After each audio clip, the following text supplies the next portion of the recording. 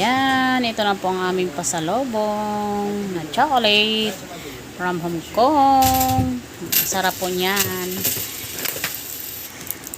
Tinikman ko po lahat isa-isa. Kung saan ang masarap. Ay lahat naman po ay masarap. Napakasarap po.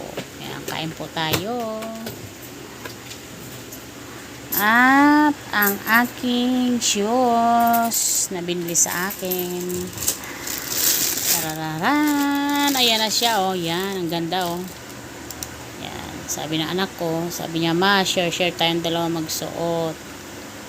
Oh, eh, hindi ko naman, wala naman akong hilig magsinuot ng ano, kaya siguro dito ko yan isusuot lagi sa store. Yan, 'di ba? Magsasapatos ako dito araw-araw. Tsaka ito. Yan, ito talaga yung ano yan, ito yung type ko talaga. Magaan sa anggaan niya, oh. At tulad ng binili niya sa akin na kulay pink. Yan. Ang gaan. Ang ganda, oh. Diba? Tapos, may bag pa. Sako bag pala ito. 300 na itong halaga nito sa Hong Kong. Yan. Yung binabayaran lang nito, ito yon, ito lang binabayaran yung pangalan. Sabi ng anak ko, tinan mo naman ano, sako lang pala ito. Yan, yan.